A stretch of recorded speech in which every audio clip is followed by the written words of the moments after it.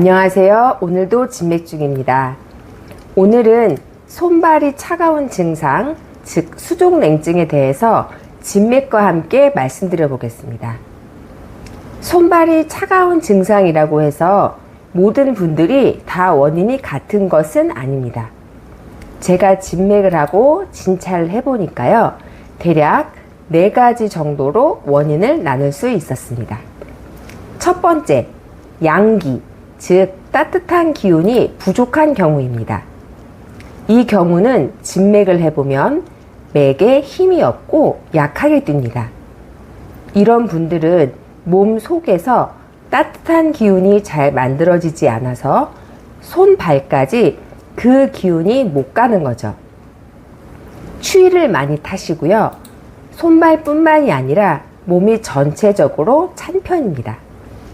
두 번째, 피가 부족한 경우, 즉 혈허입니다.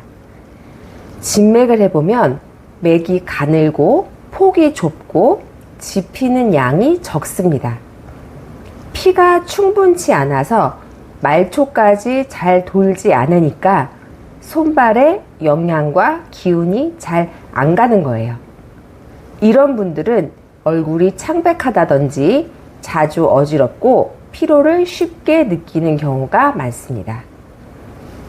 세 번째, 어혈이 순환을 막고 있는 경우입니다. 진맥을 해보면 특징적으로 산맥이 나오는데요. 산맥이라고 하는 것은 진맥을 했을 때 제 손 밑에 깔끄럽게 느껴지는 맥을 말합니다.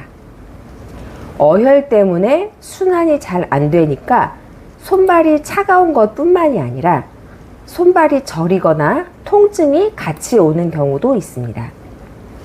네 번째, 여성분인 경우 자궁 순환 문제로 인한 경우도 있습니다. 자궁은 여성의 몸에서 혈액순환과 매우 밀접한 관련이 있는데요. 왜냐하면 한 달에 한 번씩 자궁으로 혈액이 채워졌다가 나오는 과정이 반복되기 때문입니다. 진맥을 해보면 자궁 상태를 볼 수 있는 부위가 청맥인데요. 그 부위에서 울체된 맥이 나오는 경우도 있고요.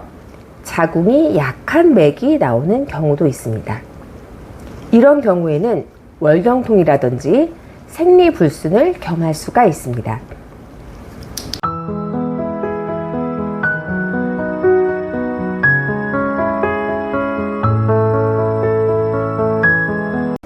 그러면 수족냉증 치료는 어떻게 할 수 있을까요? 첫 번째, 양기가 부족한 경우에는 따뜻한 기운을 만들어주고 순환을 시켜주는 약재를 주로 씁니다. 대표적인 약재로는 인삼, 건강, 육개 등이 있습니다. 두 번째, 혈허인 경우에는 혈액을 직접적으로 보충해 줄 수 있는 약재를 쓰기도 하고요. 혈액 생성에 중요한 장기인 위장에 문제가 있으시다면 위장 치료도 겸합니다. 혈액을 보충해주는 대표적인 처방으로 사물탕이라는 것이 있는데요. 이 처방을 기본으로 해서 여러 가지 약재를 더하거나 빼서 처방을 구성할 수 있습니다. 어혈이 원인인 경우에는 어혈을 청소해주는 약재를 써야 합니다. 대표적인 약재로는 단삼, 삼릉, 봉출, 홍화 등이 있는데요. 어떤 약재를 선택을 하고 그 약재를 어느 정도 양을 써야 할지는 환자분 한 분 한 분마다 상태에 따라서 섬세하게 약재를 선택을 하고 그 양을 결정을 해야 합니다. 또한 침 치료와 뜸 치료도 병행을 하는데요. 침은 몸통 부위에서는 막혀있는 부위가 어디인지 눌러보면서 확인해서 혈자리를 선택을 하고요. 말초에서는 기운을 통하게 해주는 혈자리들이 있어요. 그 부위에다가 침을 놓습니다. 뜸 치료는 복부에 왕뜸을 뜨면 매우 효과적이고요.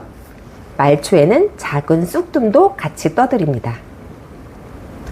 여러분께서 만약에 손발이 차가워서 다른 사람과 악수를 할 때에도 신경이 많이 쓰이고 겨울에는 손발이 너무 시려워서 불편하시다면 그냥 내 체질이 이렇겠지라고 생각하실 것이 아니라 진맥으로 원인을 확인을 해 보시고 그 원인에 맞는 치료를 받아보시길 바랍니다.